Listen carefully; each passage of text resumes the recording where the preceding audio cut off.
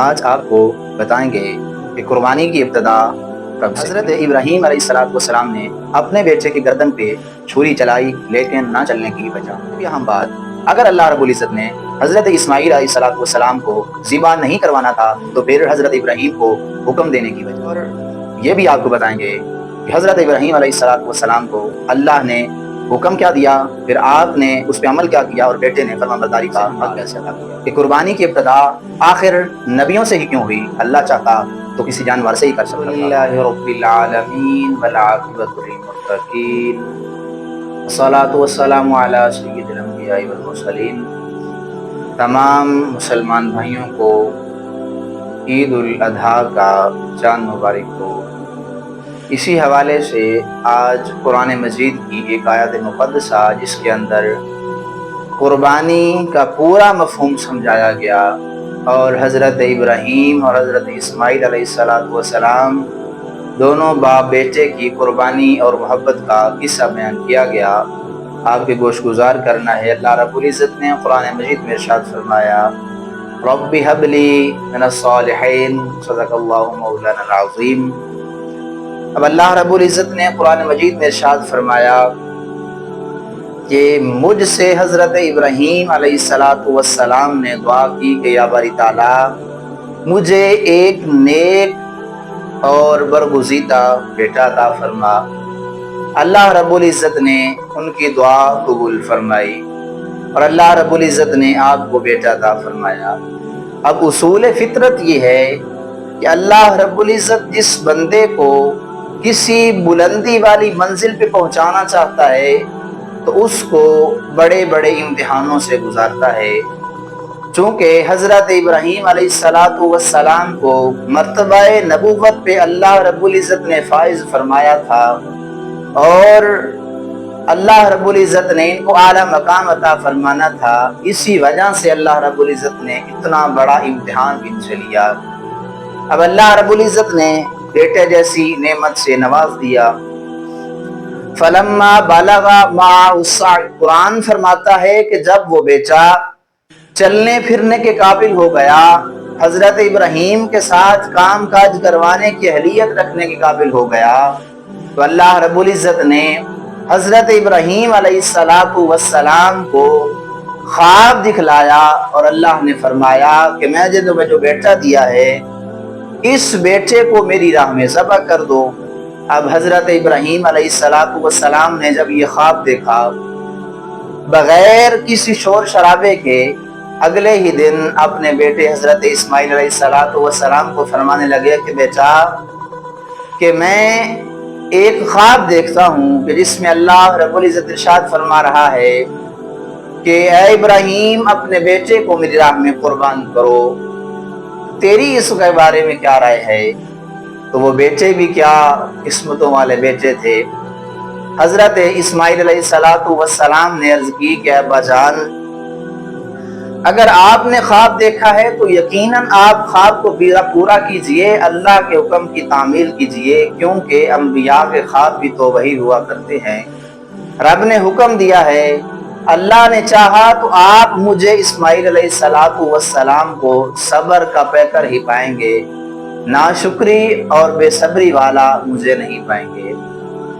اب جب بیٹے نے آگے سے سرخم تسلیم کر دیا تو ابراہیم علیہ السلام کے کلیجے میں اور ٹھنڈ پڑ گئی کہ اب بیٹا بھی قربان ہونے کے لیے تیار ہے، اب تو میرا مالک راضی ہو جائے گا۔ آخرکار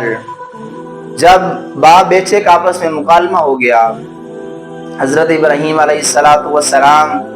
حضرت اسماعیل علیہ السلام کو لے کر کہیں دور پہاڑوں میں جا رہے ہیں تاکہ ان کی گردن پہ چھری چلا کے اللہ کی بارگاہ میں قربان کر دیا جائے۔ اب شیطان چونکہ انسان کا کھلا دشمن ہے، سب سے پہلے شیطان حضرت اسماعیل علیہ السلام کی والدہ محترمہ حضرت حجرہ کے پاس آیا، کہنے لگا تمہیں پتا ہے تمہارا بیٹا کہاں ہے؟ حضرت حجرہ فرمانے لگی کہ مجھے تو بس اتنا پتا ہے کہ ان کے والد محترم کہیں جنگلوں میں لکڑیاں کاٹنے کے لیے گئے ہیں۔ شیطان چونکہ لعین تھا، اس کو یہ برداشت نہیں ہو رہا تھا کہ اللہ کا نبی مزید اللہ کے قریب ہوتا جا رہا ہے۔ اس نے کہا کہ لکڑیاں کاٹنے کوئی نہیں جا رہا، بلکہ وہ تو تیرے بیٹے کو ذبح کرنے جا رہا ہے، اس کی گردن کاٹنے جا رہا ہے۔ حضرت حاجرہ نے فرمایا کہ یقیناً اگر وہ جا رہے ہیں تو اللہ کا حکم ہوگا، اللہ کے حکم کے بغیر تو وہ کچھ بھی نہیں کرتے۔ جب اس کی وہاں بات نہ بنی، پھر وہ شیطان آگے گیا اور حضرت اسماعیل علیہ السلام کے کان میں جا کے کہنے لگا کہ تجھے پتہ ہے تیرا باپ تجھے کہاں لے کے جا رہا ہے؟ تو کہنے لگا، حضرت اسماعیل نے فرمایا کہ میرے ابا حضور تو مجھے لکڑیاں کاٹنے کے لیے کہیں لے جا رہے ہیں۔ کہنے لگا کہ لکڑیاں کاٹنے کو نہیں جا رہے، بلکہ یہ تو تجھے اللہ کی راہ میں قربان کرنے کے لیے لے جا رہے ہیں۔ تو آگے سے حضرت اسماعیل علیہ السلام نے فرمایا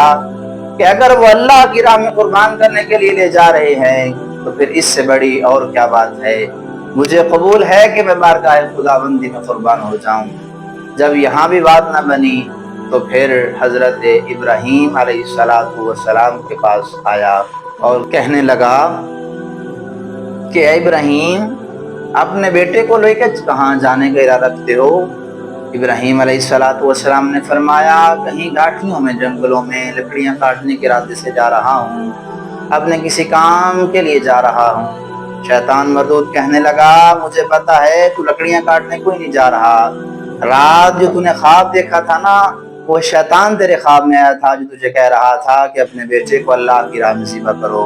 وہ اللہ کی طرف سے پیغام کوئی نہیں تھا، بلکہ وہ شیطان کی طرف سے پیغام تھا۔ ابراہیم علیہ السلام نے اس لائن کو پہچان لیا اور فرمایا کہ دفع ہو جا، اللہ کے قریب ہونے سے تیرے یہ شر مجھے نہیں روک سکتے۔ اور جب ابراہیم علیہ السلام اپنے بیٹے کو ذبح کرنے لگے، حضرت اسماعیل عرض کرنے لگے کہ ابا جان مہربانی کیجئے، اللہ کی بارگاہ میں قربان کرنا ہے تو میرے ہاتھ باندھ دیجئے تاکہ میں زیادہ تڑپوں نہ اور آپ کا دل نرم نہ ہو جائے، اور مجھے پیشانی کے بل لٹا دیجئے تاکہ میرا چہرہ دیکھ کر آپ کو رحم نہ آ جائے اور آپ اللہ کی جو بتائی ہوئی بات ہے، اللہ کا دیا ہوا جو حکم ہے، اس سے باز نہ آ جائیں اور میری محبت آپ کو اس سے روک نہ لے۔ آخر کار قصہ مختصر کرتا ہوں، اللہ کے پیارے نبی حضرت ابراہیم علیہ السلام نے اپنے بیٹے کو لٹایا، چھری چلانے ہی لگے تھے کہ غیب سے آواز آئی، وَنَادَيْنَاهُ أَن يَا إِبْرَاهِيمُ، اور اللہ فرماتا ہے کہ میں نے ابراہیم علیہ السلام کو ندا دی، ان کو بلایا کہ ابراہیم، اللہ رب العزت نے تیری قربانی کو قبول فرما لیا۔ اللہ نے فرمایا، قد صدقت الرؤیا انا كذلك نجزي المحسنین، تحقیق